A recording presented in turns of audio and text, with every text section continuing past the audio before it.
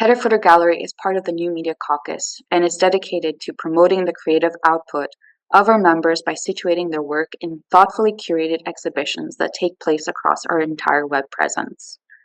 New Media Caucus is an international nonprofit association formed to promote the development and understanding of new media art.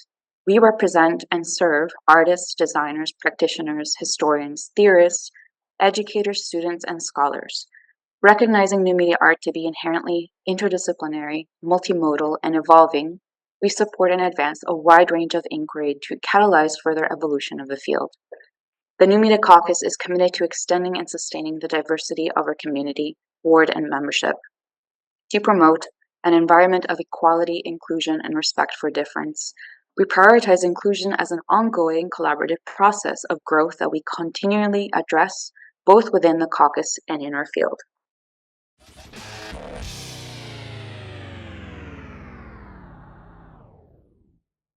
Future Renee here. It turns out that when you share a vertical screen, the whole video turns vertical.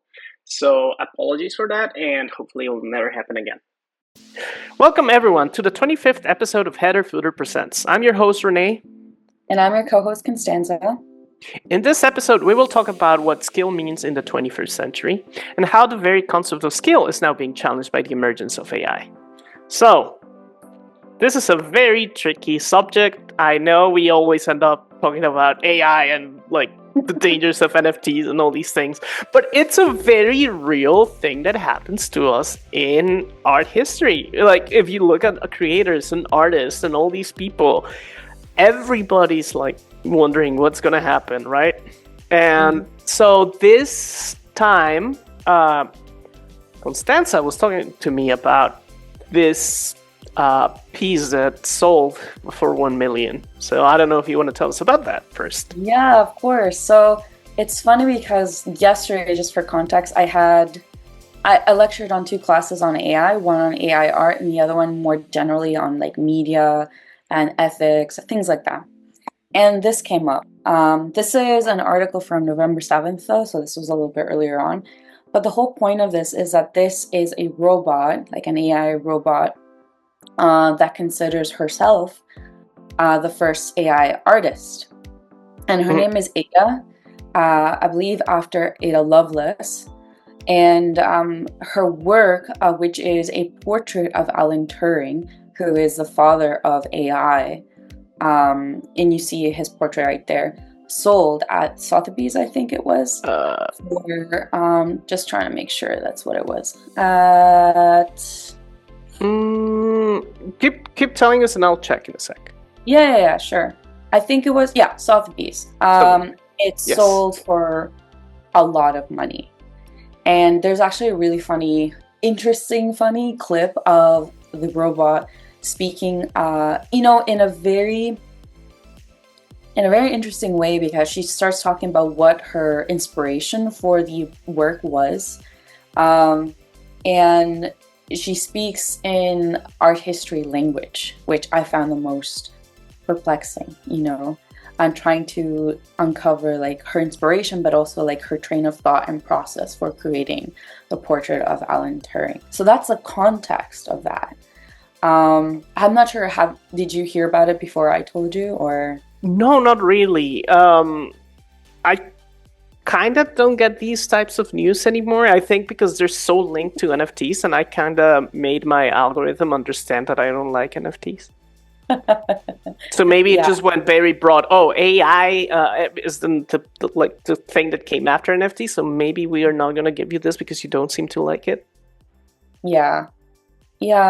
I think I still get these articles just because I think I saw one in Hyperallergic, which is a very arts-based platform that you can you can read news articles about these sorts of things. But I think it's just because I'm thinking about these questions and what that means, and in terms of skill, and that comes to our point for this podcast today, right? What does skill mean? And it's such a complicating topic because, first of all, for context, this is not the first time that people have been questioning what does skill mean in the advancement of technology. This happened in the Industrial Revolution, for example, a while back, very while back. But these questions keep coming up as Yeah. technology advances. Well, yeah, definitely. Like, I mean, if we're gonna put up like a point on skill, one of the most critical ones I think that has come up even before your friend, what's his name, arts and crafts dude, William Oh, Morris. yeah, William. Yeah, Even before William. William Morris, the first big like, oh, what are we going to do comes from photography in Mhm, the 1840s, more or less. Like, photography had been like appearing before that, but like in the 1840s is when it starts to become something that can be done by more and more people. Before that, it was mhm, like scientists or people like studying, and then in 1843 or 2, I believe, Daguerre comes with the daguerreotype, and then Talbot with the talotype. And those two become like the first like easy to handle processes, to the point that you could make it portable to a degree. yeah, yeah. So that's when you see these people with their preparing their plates, and then they go take the photo, then they put the cover on themselves, and they're actually developing the plate Mhm. there. Fun fact, there's people who still do that in Madrid. Oh, cool. Yeah, like if you go to where the palace is, or the garden, the botanical garden, you can see some guys with like very old cameras that will take your picture. And obviously, they're not developing a daguerreotype because daguerreotypes are super delicate and like it would be really expensive. But they do the um, the paper, so that's a little bit a more recent process, but still like the old school thing. So Yeah. still, you get a taste of what it was like. So anyhow, the photography is the first time you can actually just take a picture of something and boom, there it is, right? Like it looks exactly how it looks in your eyes, or almost, because it's black and white, Yes. right? Yeah. But just the fact that you can recreate this level of detail to the point that there's daguerreotypes where you can actually see like the resolution of a daguerreotype is insane, and even some of the uh, like pretty much anything that has a chemical process, like the resolution is insane. Like cameras cannot, like digital cameras cannot reproduce it even now, Mhm. or if they can, it's really expensive. In So it gave this level of detail that artists were like, what do we do now, right? So, for example, you have this thing. Uh, this is happening in the 1830s. This painting was done by David in the 1830s.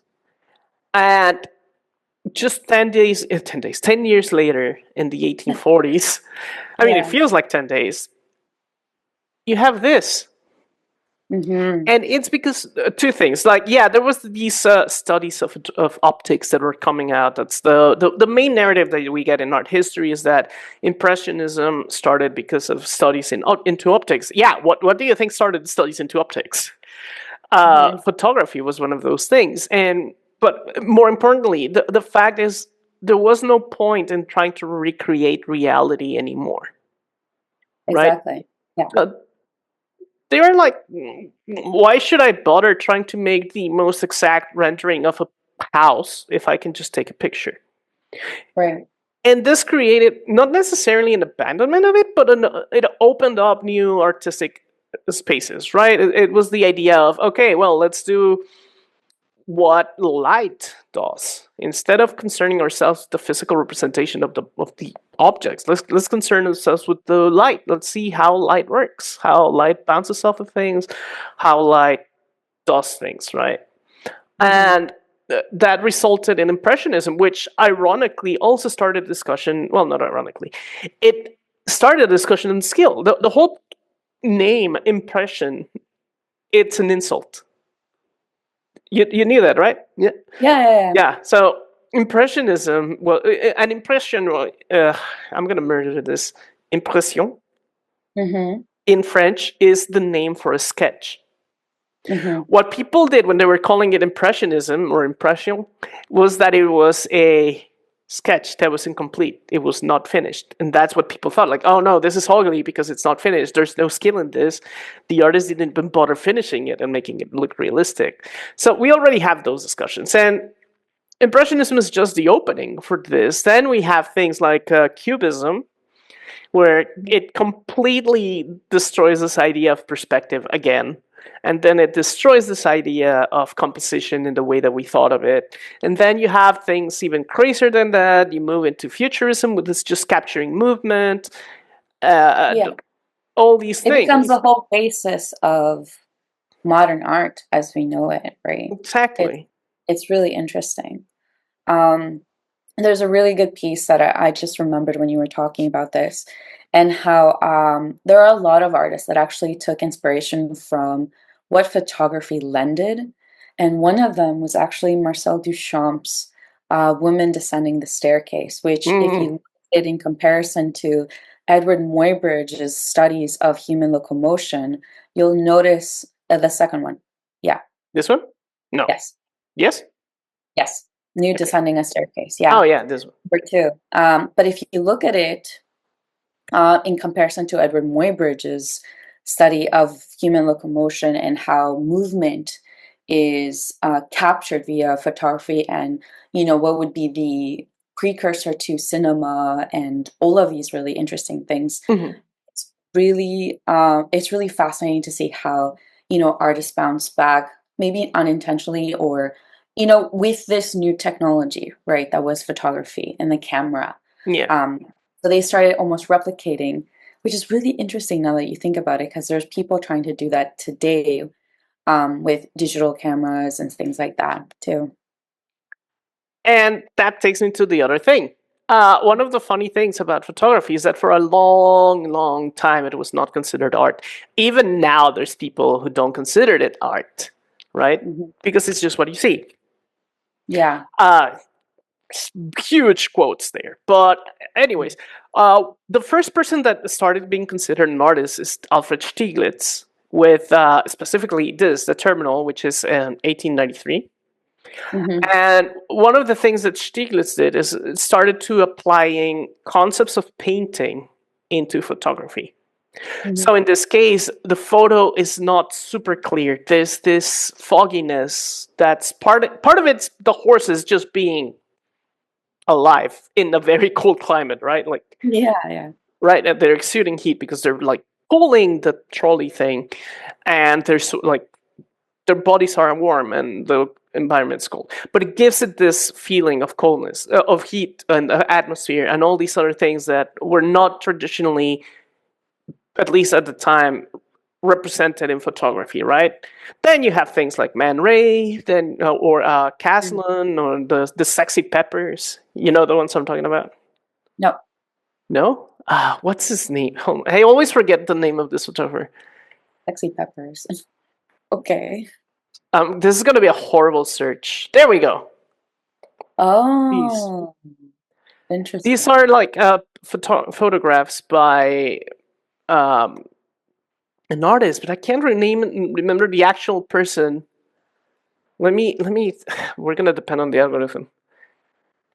Photographs of peppers. Edward Weston. There we go. Okay. So Edward Weston with this is a pepper. This is a bell pepper, but he's trying to recreate like a female nude. Which again, well, there's a lot of things that we can talk about that.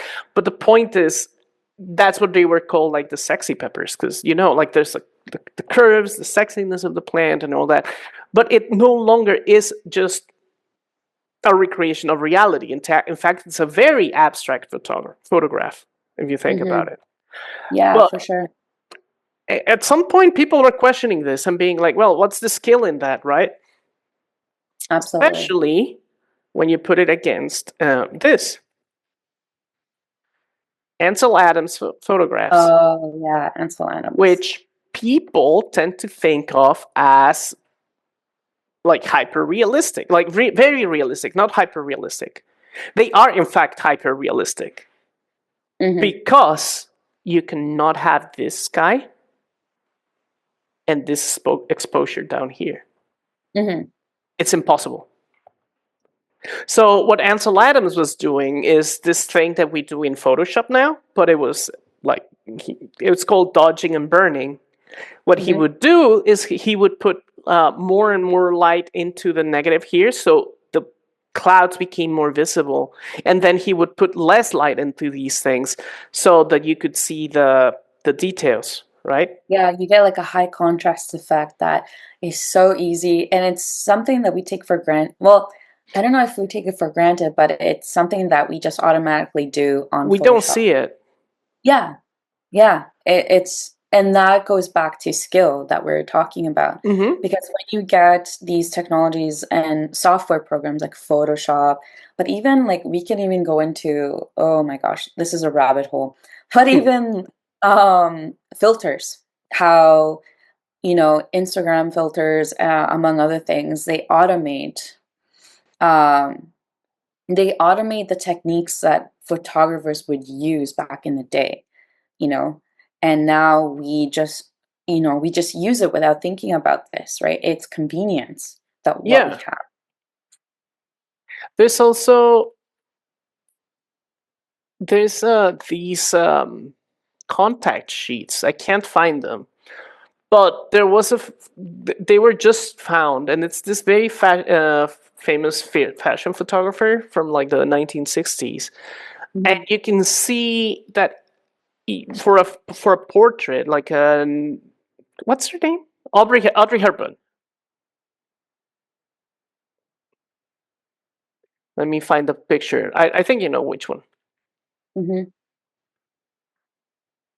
This one. This one. Yeah. So Okay. the guy that took this photograph, I can't remember his name right now. I'm terrible with names. Let me Yeah. see if it's here.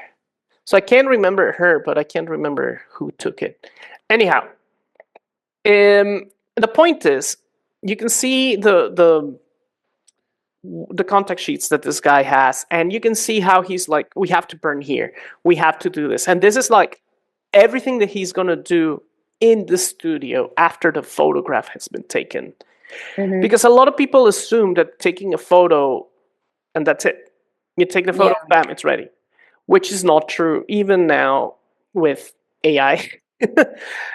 AI doesn't have the sensibility for deciding, like, oh, this has to be dark. Like, if you've ever used, what's it called? Um, Photoshop and set auto contrast or Yeah. auto levels, it does it in the most average way possible, Mhm. which is fine for most people. But when you want drama, when you want detail, when you want like all these things, When you want more intentionality yeah, behind exactly, that's it. not enough, right?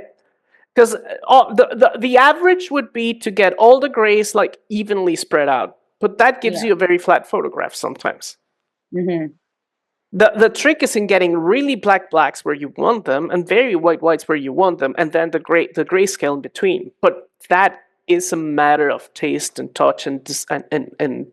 Artistry. Because for example, we have in the shoulders of Audrey here, we have this light. That light, if you think about it, should also be falling on the back of her neck, right?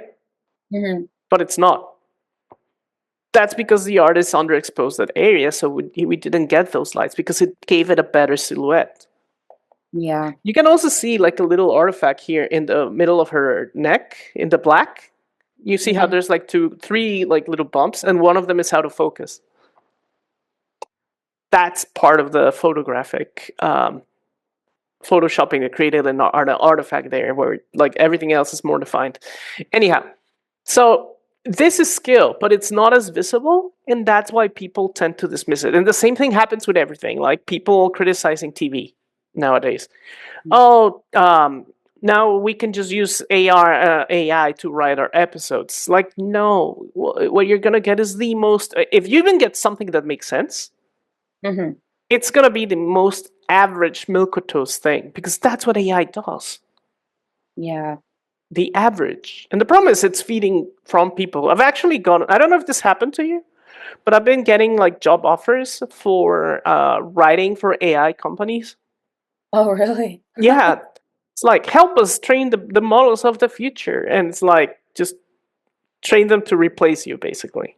Right. So I heard something from a student the yesterday morning, Mhm. and she said that now when you create things on Photoshop or Adobe Suite, whatever it is, right? Mm-hmm. That the content, you sign away these rights where the content that you are doing is now helping to train the AI, which is mind-boggling to me because that opens up, and like I was talking about it in class. It opens up questions of authorship. It opens up questions of copyright laws and like who owns these images. And if you when you think about it, if AI is training on all these images, then what is originality? What is, authenticity? What is it actually spitting out? You know, Yeah. that is new, and that goes into a deeper rabbit hole as well. But yeah, anyway, go ahead. Well, look at this. Samsung. Yeah, this is why I don't like Samsung phones for like a long time, but now it's even more. Uh, they implemented AI assisted photography into their cameras. So you take a photo of the moon, and even if it's the most ratty, like janky looking shot of the moon, and they'll turn it to what's on the right side, and it's like, bro, no, that's not. That's illustration. At that point, it's illustration, right? Which is fine if you recognize it as that, um, as an illustration, but it's not what people are saying, right? People But this is, assume that it is yes, and it's real. skewing our perception of reality.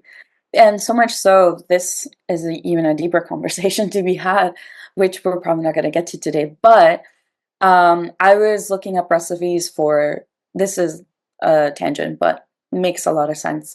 I was looking up recipes for a Christmas party that I'm going to have, so turkey, whatever. Um, and I landed on a blog, like a recipe blog from someone, Mm-hmm. and I saw this beautiful image of a pie or whatever it was now. And I said, wow, I'm hoping that I can make something that good. And then you realize at the bottom of the image, it said this was AI generated. And Mm. I immediately closed that tab and I was so upset. And I told this to my students, and I've shared this with other people too. And I'm just thinking, wow, how is this skewing our perception of reality and images and visual culture, Oh yeah, right? people can't tell anymore. Like, and the funny thing is, it goes both ways Yeah. because now there's people accusing real images of being AI. Yes, absolutely. But you know what this is? This is Jean Baudrillard's concept of the hyperreal. Oh yeah, the hyperreal, totally. Yeah, Which we this used to is, we are dismiss. here. We are here now. It, It's it's the it's map of the map of the map on top of the map. It's insane of the world. of the world, yeah. Yeah, And it's just it's. I it's mean, we're in a crisis, I think. have you seen this thing of AI fashion? No, what about it? Oh my god. Uh, where is it? Well, first of all, there's this. Yeah. Yeah. So just generate like your. Which Mhm. okay, like this is the one that I'm conflicted on. Okay. Because fashion photography is one of the most predatory things in the history of mankind. Like Mhm. even before AI, like the fact that you have one standard size and that's the one size, Yeah, and absolutely. everybody has to conform to it. And okay, it doesn't generate fashion that fits women of different shapes or heights. It Yeah. doesn't fit men as well. It's a less discussed thing, but like not all of us are shaped like a triangle. We're not all Yeah. crunk. Yeah. Um, even though some of us would wish to.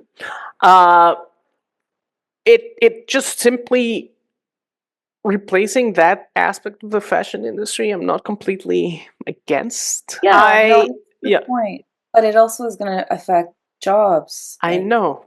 there's that other, there's Yeah, the, oh, this, but also this. yes, exactly. And two things can be true at the same time, Of I think. course. I remember. So I took part of my bachelor was photography, which Yeah. might be very obvious. But one of the things I remember is going to PDN, Photographer Network, something. It's the big photographers. What's happening to my English? Photographers convention in New York. It's in the Javits Mhm. Center every year, and all the big names are there, and there's like conferences and all these things. It's kind of like CAA for photographers. Yeah. And this was in 2011 or something. And I took a class on Photoshop for fashion. And the first thing that this woman had worked for Vogue, she had worked for a lot of like the big fashion magazines. And she Mhm. said the first thing that she said is like you have to realize uh, that what we are doing is not photography, it's illustration, Mm. right? So it's not really reality. That's what she would say. As she teaches you how to Photoshop a woman to have perfect skin, Yeah. right? So, Yeah. in a way, you have to hear of it and think of it as okay, is it really that if we don't let people know that it's supposed to be a fantasy, Mhm. right? It's is it okay to say this? And with AI, we're getting this again. Like, can we tell people? And this is what they're doing. Like, for example, you can see that it's clothing that's AI overlaid over you, right? Wow. And the thing is, they sell it. It's basically NFTs. Mhm. So you buy AI filters from this company to put on your uh, person on your TikToks with the idea that it's cheaper and more sustainable than buying fast fashion. So Mhm. what they're trying to get you to do is to buy like a motion capture suit, do your TikTok like that, and then load this filter that you paid for and change your fashion things. And then you upload that as your fit for the week. Yeah. Which is wow. It's a lot. It's this reminds me also like you talked about the predatory nature of the fashion photography and things like that. And perhaps a glimpse of, oh, but this is going to make like AI will enable us to generate different body shapes, etc., right? Mm-hmm. However, there is still the downside, which it comes back down to like discrimination or bias implemented because of the data sets. So, for Mm-hmm. example, I believe it was BuzzFeed, and you can look it up um, I'll look it up if in a it's second. correct. Yeah, yeah, yeah. So BuzzFeed, I think it was, they ran an AI generator to like illustrate what Barbies would look like from different countries and nations and cultures. Yeah, that thing. Um, the Barbie dolls. And so what would happen is that they noticed No, not that this one. no, they noticed that it's a video on YouTube actually, but they noticed that there was so much bias This is why incorporated. you should avoid mixing Barbie with biased AI image No, generators. no. Can you hear What does it? a Should I typical mute it? prisoner look like? Yes, you What should about mute it. Okay, there you go. Oh, I a can't. Yeah, lawyer, so a nurse? This is yeah. a. This is a commentary on what the repercussions were of this AI generated Barbie. Mhm. So what ended up happening, I'll paraphrase this. Um, is that the generated images of Barbie from different nations were actually pretty biased. So, for example, Barbies from Latin American countries were actually white skinned. And this perpetuates a lot of colorism that is also very much integrated into our cultures. The thing is that that is not what people generally look like. The Barbie from Sudan, I think, is what it was. She was generated via like her image was of an African woman, right? But she was also generated with a rifle beside her. A rifle. And then Oh there my are, god. yeah, the German Barbie had a coat or a uniform that is very closely tied to. That's the one I was thinking about. Okay. South Sudan. Oh my god, I just saw the rifle. Oh my god. Yes, yes. So it was terrible, but the whole we're gonna post this video up. I think it'll be very helpful for people to understand. That's Beyonce. Um, yeah, no, it's not. No, It I looks know. like, I'm just saying she looks like Beyonce. but the whole point is that there is so much bias integrated into that goes into the data sets Yeah. that spew out, or the output of it is going to be reminiscent of what you put into it. And that's a huge problem because the video article, that it goes on and on about how the AI generated images also perpetuate not only like racism, because they asked the AI generator, for example, with the prompt, can you give me images of CEOs? And of course, what you end up getting is predominantly male, white CEOs. But if you ask the AI generator to generate an image based on the prompt of, for instance, healthcare workers or janitors or tasks like that, you end up getting people of color predominantly, right? And Yes. so this keeps getting perpetuated, and this becomes the reality that people consume, and that's really dangerous. AI sees all these things and just makes an average, Yeah, and it's absolutely. so weird. It's very weird. It's It's very very, damaging. very weird. What is the normalization here happening? I think that's the question. Is the AI replicating this fake reality that we already live in, Hmm. creating something new, or just keeping the status quo? I think that's exactly the question that I more or less posed. And I think that AI is going to replicate the reality that we do have, but it's going to average it out too. And that's the tricky part, right? Yeah. Yeah, that's the tricky part. And the question is, what do we do? Well, the genie is out of the bottle. The problem now is how we trick him back into it. Yeah, Because this yeah, is a monkey paw situation. Because AI certainly has its uses. sure. I'm not gonna pretend it doesn't. But the problem is this unbridled, uncritical approach to it, right? Because unlike NFTs and the blockchain, which is a problem looking for a solution, AI could arguably be used to simplify things. It could help us deal with senseless bureaucracy. Hmm. But instead of doing that, what we're doing is trying to replace creativity and skill Absolutely. with it. It's so interesting because when you see the history of AI, you go from thinking about intelligence in computers and machinery, right? That's Turing's paper. Mm-hmm. But the thing that we need to also take into account is this idea of imitation, right? And replication that goes on. And I think that is where things get really messy because whereas before there was, funding, then there was the AI winter where there wasn't any funding, and then the development of it stopped. There is a whole boom of Mm-hmm. AI as an industry right now. And where do you see it the most? Through creativity and Mm-hmm. software and writing and art, right? This is where you see it the most now, Yeah. which, it begs the question like, what are the incentives? Where are we putting our efforts in? How is skill now being supplanted, right? So here's the thing about that, because it's really interesting.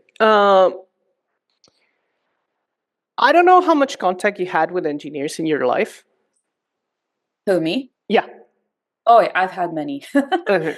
I went to my bachelor's. It was a university that was basically engineers and computer Okay. science. And I Yeah. did 2 years of engineering school. And one of the things that jump at you is that engineers are constantly making jokes about art degrees. Mm-hmm.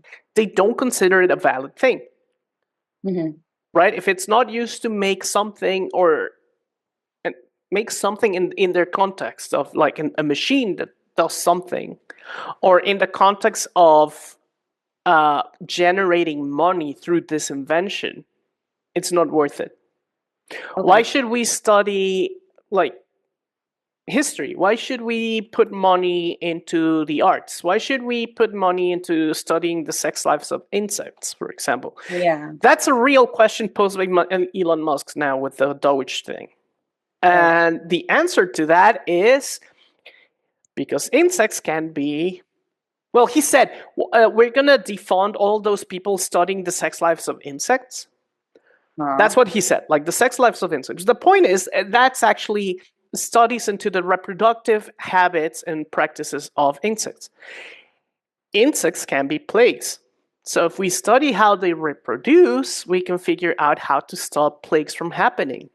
Yeah, that seems very obvious. Right? But we can also figure out how bees reproduce so we can have more pollinators. Yeah, absolutely. So it's not useless. It's just the framing that they look at it from. Yeah, and we can't overgeneralize all engineers. No, we can't. But there is a tendency for sure, and I experienced that for sure. There's been studies on the way engineers talk themselves into eugenics constantly. Mm-hmm. Because the thought pattern is like, well, there's this disease. And this disease is transmitted genetically, right? Yeah. So why don't we just create a system that tracks which people have this genome, and we can like warn them? Okay, but they might still reproduce. So what do we do? Well, what about we create a system for tracking who has it, and like you can go and check if this person is lying to you about whether they have this gene or not. Mm-hmm. Okay, but then why don't we just simply stop them from reproducing? Yeah. That's like, there's so many examples of this happening with tech, and it's because of the utilitarian approach that a lot of engineering and STEM courses take, the lack of valuing other forms of thinking.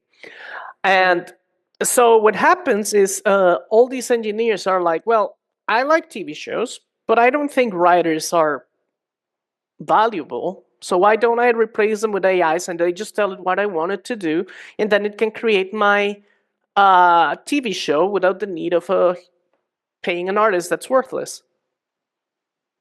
That's the reasoning behind the AI hedge into creativity. And you see it in everything because companies are doing it already. Like, why should I pay a designer to make a t-shirt, an original design, if I can just tell an AI generate this for me? Yeah.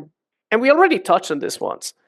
They don't care about scale because scale is not something that they can mechanize or capitalize in a way that concentrates earnings into a few people.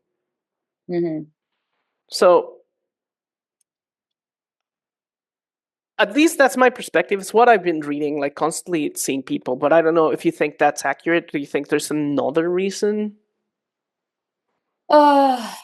This is all very depressing. I know. Like, but you know what? But you have to talk about it. Exactly. You have to talk about these and have these conversations because the people that are going to be most affected by it will be the creatives. Of Like, course. I know I had someone that was telling me that they lost their job and they replaced them because they were a designer, and they replaced them with, guess what? AI. Yeah, and it was because it's of convenience. It's because they don't value skill, the creative work, but also, yeah, it comes from it stems from a mentality for sure. But from this mentality that you speak of, I think which is very true. But I'm not sure what's going to happen in the future, to be honest, and I'm worried. I really Yeah. am. The thing is, And this I is not a know, new thing. no, it's With not. It's AI just, specifically. I know, but it's become exacerbated for sure, right? In a way, yeah, I agree. So here's the thing I'm thinking. Let me just remove this guy from here. So as a designer, one of the most common things that I would hear when I was pitching a project or presenting my bill is I can have my 8-year-old nephew do it with Photoshop. Okay. Because Photoshop was seen back then as this tool that did everything. Basically, what AI does now, people imagined it could do in the early 2000s. Yeah. So the idea was that, oh, it's not really painting when you're doing it on Photoshop because Photoshop does everything. Yeah. So and before that is like, well, my brother can do this for half the price. It's always been this race to the bottom, and it doesn't have to be AI. There was always something to devaluate the work of a creative. There has not been a time, except maybe post Black Plague Europe, where craftsmen were actually valued. Yeah. We Well, should go back to craftspeople, not time. craftsmen. Sure, sure, that makes sense. Of course. That's the solution. And that's when like the guilds became like a big thing.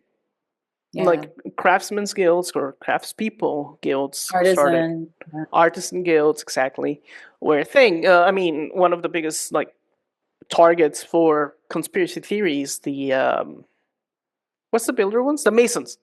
The Masons. The Yeah. Masons were created not as, and they are not, but like this society that like held secrets. Yeah, they held secrets. The secrets for vaulted ceilings. No, that's true.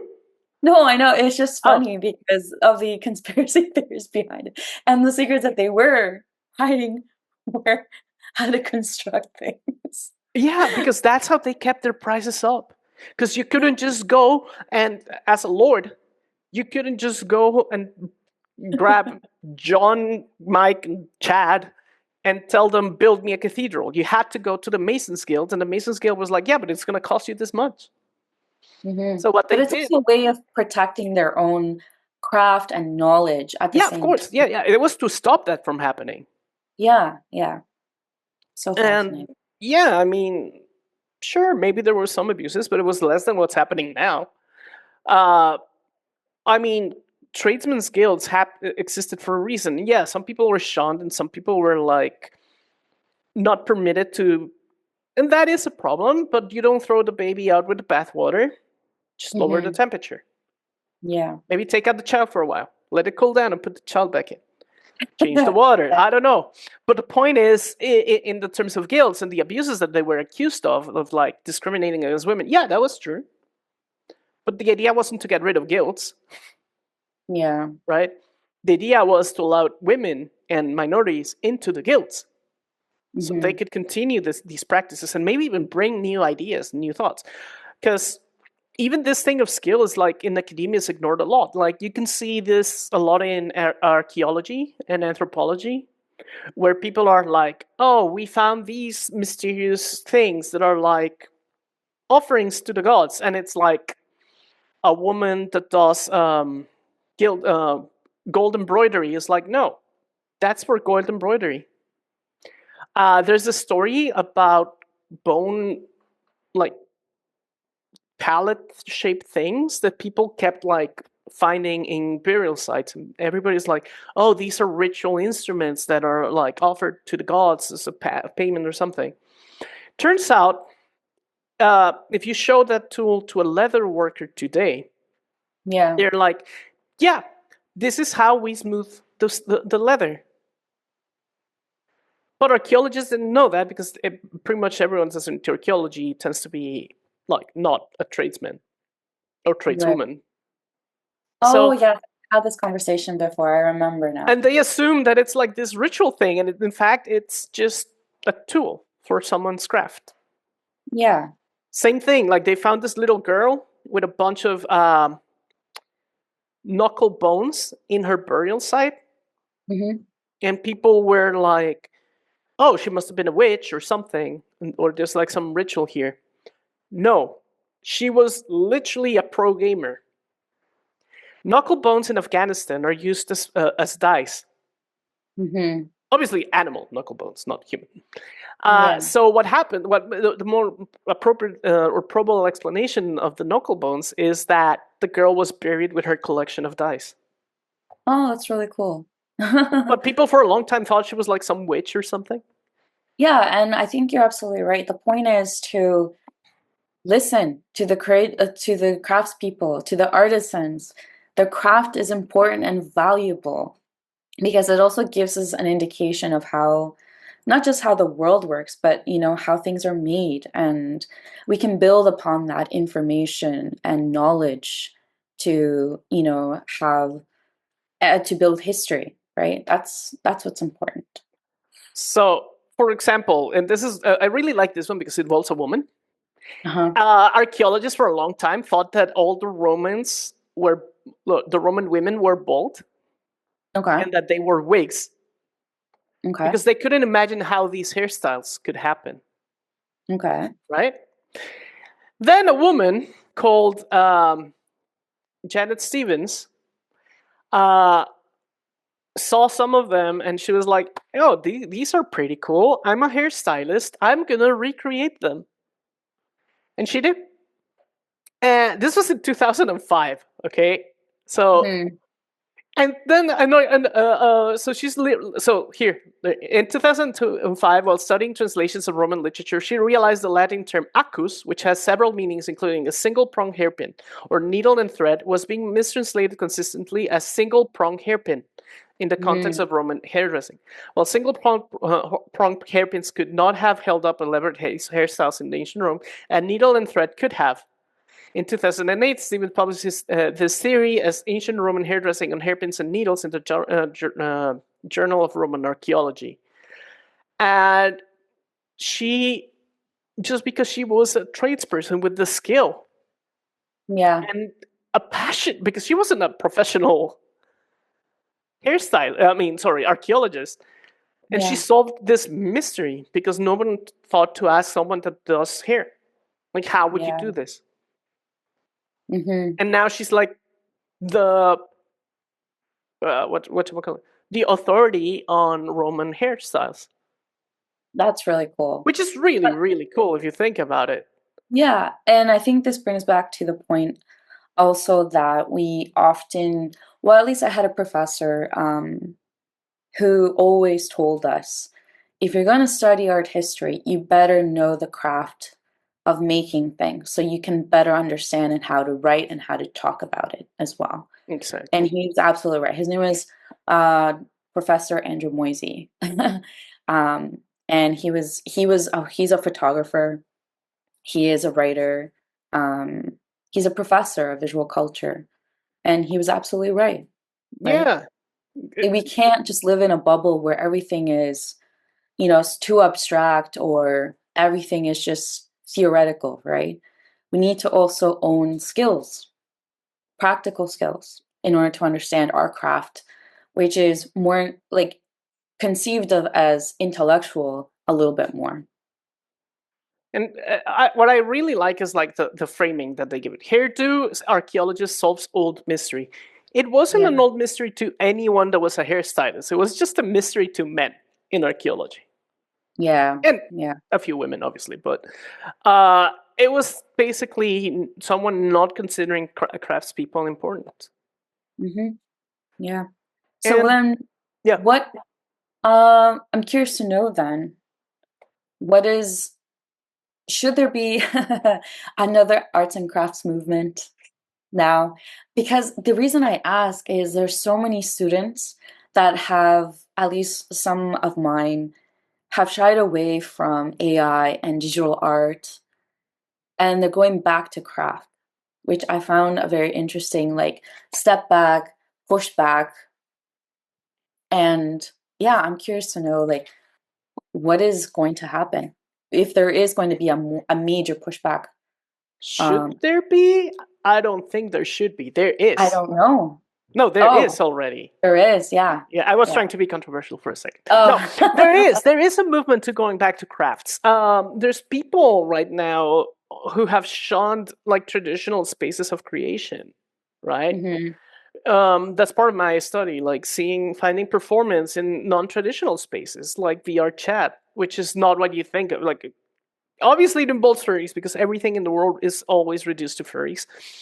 But yes, computer programming is completely dominated by furries. Performance spaces online are completely dominated by furries. I don't know Right. why. But anyhow, that's not the point. The point is, Yeah. uh, no, but because this reflects this thing, like, oh, it's furries, they're not worthy of consideration, and it's like, no, furries are theater kids generally. They're doing theater online, Okay. right? Um, anyhow, the point is, we have these creative spaces. Like, what do you think? Come on, please be safe for work. The cosplay community, these people, like, one of the worst things you can do is buy something. Yeah. So they craft their costumes to very minute detail Yes, in order to, emulate a specific character, right? That's what cosplay is as well. like, And like take the embodying wig. this role. Yeah, take Yeah. this wig for example. She probably Mhm. bought the wig, but how she styled it, that's also part of the DIY, Yeah. right? But there's also things like metalworking. There's a lot of communities now for Yes. metalworking, I used woodcrafting, to, that's joinery. so true. I used to Uh, watch this really great show on YouTube, I think it was. And this was just metal working. mhm. And what would often happen is that someone would come who wants to do a cosplay and wants to replicate a sword, right? More often than not, a sword or a katana or something like that. And these gentlemen on the show would literally slave away making and crafting these things to replicate something, and it Yeah, was amazing. It was fantastic. So yeah, there's so much work involved in cosplay, and embodying a character, right? shout out to Brian Dimmock. He Mm-hmm. was this Norwich is not in the UK. This is Norwich, New England. You Okay. actually met him. You I actually did. know him. Okay. He was the guy that helped me build the exhibition in Connecticut College. Oh, cool. Okay. He's an Well, shout artist. out to you. He's a blacksmith. He's a maker. Uh, and he was in Forged in Fire, and he was in the first season. This is one of the people you were talking about that makes the swords and everything. Yeah. But yeah, there's a big community of makers that are doing this. There's people that do um, a lot of carpentry nowadays that you see like online. Even like the fact, like, okay, it degenerated into a horrible thing, but house flipping involved a Oh, lot of craft in the beginning. Nowadays it's a yeah. mess. But house restorations used to be a very like DIY kind of thing, and it still is. It's just not done for yourself. It's done to predate and things, to be predatory. But that's a different thing. In general, DIY spaces have never been as strong as they have now. The thing is, we again, it exists outside of traditional art making spaces, so we miss some of it. Yeah. There's a lot of things that are happening in narrative in online and video game spaces. For example, Porpentine, who has now been included into more traditional art making. Hmm. She's now like recognized, but she started with Twine. Yeah. Twine Games studying her own personal representation, things like that. I don't know if you heard of Thor, of Thor. Pirates or Thor from Yeah. Pirate Software. This guy, Okay. Hmm. heard of him? No, I don't think so. Okay, so uh, quick, um, Thor Pirate Software dad. His dad worked at Blizzard. This guy, Okay. okay? Yeah. You may know this guy from South Park. This is him. Oh, yeah, yeah, yeah, This yeah. guy is literally him. And Okay. he worked at Blizzard for a long time. He taught himself everything he knew. He was a janitor, actually, and became like a creative lead for Blizzard Entertainment in the good years. His son also worked at Blizzard until Hmm. it got too crazy and wild and weird, and he quit.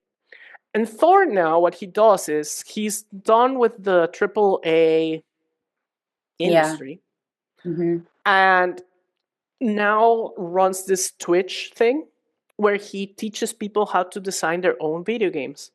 And he gives them financial literacy lessons and like skill building and things like, you know what? You don't need to learn to program to start a game. You just go and do this and this and this and this, and eventually you have a game. Yeah. And one of the examples he uses is what's it called? Not Deltarune, the other one, Undertale. Undertale code is horrible. If you know anything about coding, it's not loading. But basically, what this guy that created Undertale did is, in one file, he created all the dialogue as a chain of cases. Oh, okay, yeah. Uh-huh. So there's other ways to do this. He took the most complicated, long-winded way. It's a 1,000 plus long case switch. Mhm. So case 1, 7. Case 2, 7 human souls. Case 3, with the power of 7 human souls, long arcing. So it's the worst way that you could have coded this. Undertale is one of the most critically acclaimed video games ever. It doesn't matter that it runs in like horribly. He did not have the skills. He developed the skills later. Mhm. But I think that this is also a thing that we have to talk about skills, is that not having the skills shouldn't be a problem. It's not wanting to develop the skills that's the problem. Yeah, it shouldn't be a deterrent, It right? shouldn't be a deterrent, okay? And the thing with Undertale is like it's coded with like the worst ways you could do something. Yeah, it's not runs. efficient, It's right? not efficient at all, Exactly. but it runs. And it But it became runs. one of the most beloved games ever. If you have the time to play it, play it. Yeah, definitely. It's a crazy good game. But it's one of the biggest examples that Thor uses. It's like, this game is badly written. I'm not gonna try and defend it. It's really bad code. But it works. Yeah. So Thor does this thing where it's like, skill should not be a problem. It should be something you aspire to. Yeah, for sure. And I think that's what's stopping a lot of students. Like this fear of not having the skills. Oh yeah, absolutely. And that's something here very simply, like very in a simple case. I don't want to present, I don't have good presentation skills. And I have to tell them the only way to get better is to present and build the skill, right? Cultivate it. And it's so hard for them because they feel embarrassed, and I totally understand that. Um, I used to be a really shitty presenter. Really bad. But I was forced into that role, right? To cultivate and practice. And I'm not gonna say I'm perfect, but you know, I'm much better than I used to be. But the whole point is to cultivate that and not be afraid of just saying, no, I don't have the skill. Well, the only way to do it is to have it is to do it. And I think that in terms of AI, because there's so much convenience and efficiency involved, this mentality of I can't do it, I'll just ask something else like ChatGPT or whatever it is, right? Mm-hmm. Then it becomes worse, right? It's also a consequence of insisting that everything be hyper realistic, everything be perfect, everything be good at the first try. Yeah. It's also a problem because of how art historians talk about things. We don't talk about the failures, we talk about the successes, generally. Oh yeah. True. How many times have you ever heard that the Last Supper is a terrible painting, it's trash, and it's a failure? Hardly ever. It is! Because what you're seeing now is not what Leonardo painted. Mm-hmm. Let's start with that. Like, that painting is no longer by Leonardo. Because 3 years after he painted, it was starting to peel. Because, Yeah. and this is not a problem, he was lazy. Wow. Leonardo's Okay. famously lazy. Like, even in contemporary accounts, like, everybody's like, okay, so if you give him a commission, just kiss your money goodbye and hope that maybe he turns in something. Took him 14 years to finish. Like, no, he only completed 14 works in his whole life. Magnificent 14 works, but, well, 13. Maybe he wasn't lazy. He was a procrastinator. Yeah, well, it's just the framing of how you frame it. But yeah, he I'm was gonna known frame it. as someone that would not finish the thing. Um, Anyhow, the point is, he decided to experiment with fresco not being fresco, more like being dryco. Yeah. And his technique absolutely did not work. Did that send him into a depression spiral? No, he just went on and did something else. Yeah. But he tried. Okay, the painting is bad. And we have to recognize that not all of Leonardo's works are good. Yeah. Because if we keep insisting on the genius, then we are the narrative that it was selling is that it's only good if you are good at it from the beginning. We never talk It's about this inherentness of skill that is also something that, unfortunately, is something that students hear all the time from art historians, from artists. Maybe not so much artists, but definitely art historians. It's this narrative that is being taught. Maybe not as much anymore with new art historians coming up, but that deters them from trying, right? Because if they think, oh, I don't have the God-given skill of doing this and that, then I'm never going to be good enough. yeah, And yeah. and that's the thing. Like we sell them this idea that everything has to be perfect. Like nobody bats a 100. I think that's the correct terminology. I don't play baseball. I'm terrible with sayings, so But don't ask me. I think you've been at more baseball games than I have. Probably. If you have been to one, that's enough to say you've been to 1,000% more baseball games than I have. But Yeah. anyway, that's another point. The point is, we nobody is perfect. Nobody does everything. But the thing is, we don't let people be bad at things. But even worse is that when they're bad at it, we don't want to tell them because we don't want to make them feel bad. And that's Yeah. also a problem because then Yeah. you have two things. Completely deluded people who think that really bad work is perfect and good. And then you have really good people who think that everything they do is bad. Yeah. And it's Absolutely. ironic because it's like a complete cross of how it should be. And I mean, there's a reason Zack Snyder's so popular, right? Even though he's not good. He's not a good filmmaker. I'm sorry. He's not good at writing movies. He's not good at directing them. He's really good at photography, right? But people keep giving him money as a writer because somebody somewhere told him that he's good and everybody believed him. But at the same time, like, show us the failures. Show us the failures of Leonardo. Show us Michelangelo just need to look at any woman he painted. They were not like they were women with two oranges stuck to their chests.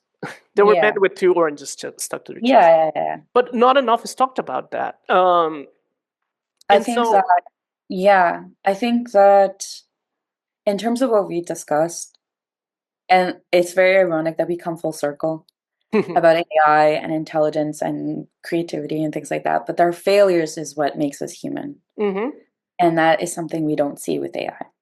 yeah, exactly. It's sometimes too clean, too perfect. Too efficient, the sleekness of it, right? And But yeah, our failures make us human, and we should be okay with falling, right? And I'm gonna say something super cheesy. go We ahead. should be okay with falling, but we have to keep, picking ourselves back up in order to keep trying. Yeah, totally. Oh my God, this is a crime. Yeah, well, It's an AI painting of Pierre Brasseur. yeah, I can Oh tell. my! No, I'm just reiterating for dramatic effect.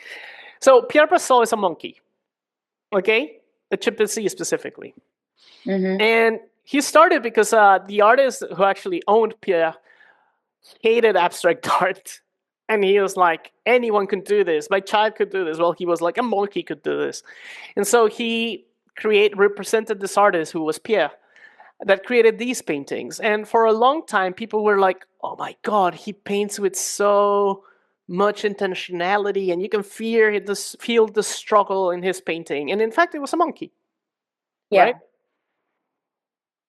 And then when it came out, and I hate that they pair it with this. Oh, yeah, Basquiat. Basquiat, yeah, that's a little bit racist. But the point is, everybody's like, oh my god, he's a great artist, and the artist comes like, he, I was just trolling, it's monkey. And then people are like, oh my god, we've been bad. But then now like Pierre Brasso's paintings are actually worth money. Mm-hmm. So the question here is even intentionality like necessary? I think it depends on the art. That's the cheap way out. Of course. I want a categorical binary definition. No, you're right. It's complicated because the point is, I mean, is it visually attractive? Yes, it is. Yeah. Right? Like, it's interesting. It's not art, right? I mean, I would buy this. Yeah. Like, completely would buy it. Like, I don't know if this is a Pierre Rousseau. Let's see. Is it? Or is it just people conflating one thing with another? No, That's this weird. is John. Um, But yeah, anyway, well, let's end it on a fun note yeah, with monkey art. with monkey art, but But also, look yeah, at this. let's I know this is end it with Kandinsky. that. Sorry. See, Jesus. that's a problem. Look at Yeah. these. Like, they're complicated to evaluate if we really want to believe the But thing. that goes back to genius, right? Yeah, is the monkey a genius? Is Pierre Brasseur a genius artist? Is he just a monkey splatting paint? I mean, the monkey definitely got something out of it. Otherwise, he wouldn't do it. Yeah. I mean, it could be like personal satisfaction in the context of a monkey. Or he was trained, like AI Or he was machines, trained, but right? even then, he's getting a banana. Yeah. But Is an maybe artist working on a commission different? exactly. Right? Exactly. I mean, are you getting a banana at the end? Yeah, well, not a banana, but you're getting something. Yeah. I think that maybe what another question opens up in terms of these discussions that we've had is we need to get rid of also this idea of human exceptionalism. Mm-hmm. No one's perfect. We learn from our mistakes, and we should keep making mistakes, I think. Yeah. And learning from them and not making it Of course. like, oh, you failed once, goodbye. Maybe a mistake is not a failure. It's just an opportunity. We need a background of like a sunset. You mean Impression Sunrise, maybe? Or this. No, but sure. We don't have the budget for to oh, actually that one probably is out of copyright. Do you think the Museo Sai owns the copyright for that? Which I don't know. me is senseless. I don't know. But Anyhow. in any case, yes. So yeah. Well, that was a really nice way of finishing the overall like main subject. But before we go, I think we have to recognize that this is technically our 26th episode, but we missed a couple, so that's actually the 24th. Yeah, So this marks our actual 2-year anniversary, it does. and we should thank everyone for who has listened and keeps on listening as well, right? Yes. Yeah, we always have a really good time recording podcasts, and Yes. hopefully you find us very interesting a little bit. Or at least a background noise while you're cleaning the house. Yeah. I want to be your background noise. Yes, absolutely. But Hey, yeah, give us views. I don't care how. Just put it for the cat so it doesn't feel alone in the morning. absolutely. Whatever. Yeah. No, so first of all, yay, 2 years. But also, there's a few things. We have a Discord. Well, not we, the whole association, the New Media Organization, Caucus. yeah. Organization, thank you. New Media Caucus has a Discord. I don't have Discord on this computer, or I could put like a QR code so you could like scan it. Maybe I'll do that on post. Yeah, We'll for fix sure. it in post. But yeah, so there's that. There's a new exhibition, which it's a very me, look at me thing, but I mean, is that out of character? But it's actually an interesting thing. It's also kind of an offshoot of an episode that we did when we kind of introduced ourselves. I don't know if you remember that one. Yeah. It's called My Internet. It's a bit less traditional than the other shows that we've had, because one of the things I wanted to do is I'm Poppy. you fly around and you're surrounded by art, literally. It's Yeah, even on the that's- ceiling. Yeah. But one of the things it does is it's awkward, and that's the point. Like, it forces you to I'm Poppy. find the right way to place yourself to see or hear the things. I'm Poppy. Yeah. By the way, watch this movie. It's so good. Beyond the Black I'm Rainbow. Poppy. Cool. It's pure art. But yeah. But the whole point of the exhibition was to create this space that has all these things that I love. Also, you can click on it and you can see it in like normal ways. Plus, Yeah. my thinking behind it. This is pure art. The girl chewing gum. This is not a joke. This is actually like fine art. Yeah. We've talked about it before. There's video games, Marina Abramovich, Molindustria, Frog Fractions. Play it. It's free. Please. Mhm. Tell me what you think in the comments. Of course, there's Poppy, because there cannot be not Poppy. I'm HR Poppy. Giger. I'm Poppy.